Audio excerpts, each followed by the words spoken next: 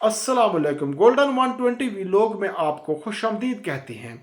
मेरे भाई, आप गैर मुल्क जाना चाहते हैं, यानी पाकिस्तान से आप गैर मुल्क ट्रैवल करना चाहते हैं, तो ये वीडियो फिर स्पेशल आप दोस्तों के लिए है। और मेरे भाई, आज की वीडियो में हम 3 रिक्वायरमेंट्स पे बात करेंगे जो कि ट्रैवल के लिए बहुत ज़रूरी है।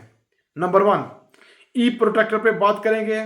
दूसरा, सॉफ्ट स्किल्स पे बात करेंगे। और तीसरा, वैक्सीन पे बात करेंगे। गैर मुल्क का सफ़र करने के लिए ये 3 चीज़ें किन लोगों के लिए ज़रूरी हैं और किन लोगों के लिए ज़रूरी नहीं है। तो मेरे भाई, वीडियो को ध्यान से आखिर तक लाजमी देख लेना, वीडियो बहुत अहम है।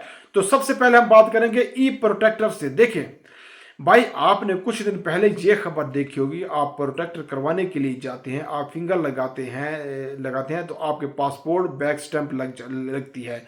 उसमें यह कहा गया था कि आप अब वो प्रोटेक्टर नहीं चलेगा, बल्कि आपका ई प्रोटेक्टर होगा। और ये कैसे होगा? यानी उनकी ऑनलाइन प्रोटेक्टर होगा और आपको एक एक्स्ट्रा पेपर मिलेगा। जिस तरह आपके पास वीज़ा वाला पेज होता है, इसी तरह के पेज मिलेंगे और वो पेज काबिल कबूल होगा। ये वाला प्रोटेक्टर जो है पासपोर्ट के ऊपर स्टैंप लगी हुई है, ये वाला काबिल कबूल नहीं होगा। तो इसकी वजाहत जो प्रोटेक्टर ऑफिस की जानिब से की गई है, ये जो खबर है ये गलत है।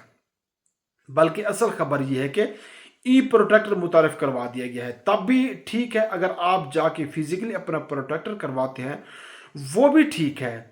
और आने वाले वक्त में जो मैनुअल प्रोटेक्टर है उसको ख़त्म कर दिया जाएगा, बल्कि उनको ऑनलाइन कर दिया जाएगा, ई प्रोटेक्टर पे शिफ्ट किया जाएगा। लेकिन इस वक्त अगर आपके पास प्रोटेक्टर मौजूद है, चाहे आपने जाके वहाँ पे फिजिकली फिंगर लगा के करवाया है, जब आप ऑनलाइन प्रोटेक्टर आपका हुआ है, दोनों ठीक हैं, इससे कोई फर्क नहीं पड़ता। ये सवाल क्लियर हो गया।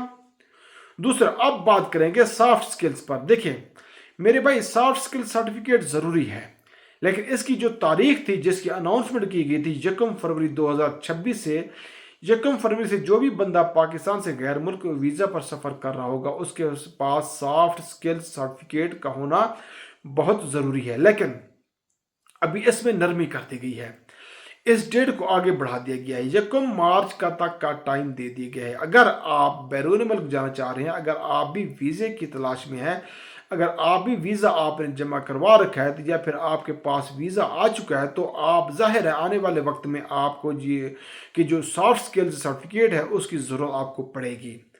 तो बेहतर है कि आज से आप सॉफ्ट स्किल्स हासिल कर लें और अपने पास महफूज कर लें।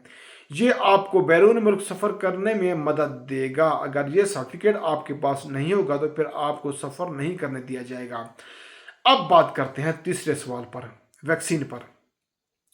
तो मेरे भाई, सऊदी अरब ने एक ऐलान किया था कि तमाम अफराद जो पाकिस्तान से सऊदी अरब का सफ़र कर रहे हैं और स्पेशली उन नए वीज़े वाले, विजिट वीज़े वाले, उम्रा वीज़े वाले, तो उनके लिए ये लाजमी था कि आप अपने पास पोलियो वैक्सीन सर्टिफिकेट रखें। और उसके बाद आहिस्ता आहिस्ता इसमें नरमी होती गई।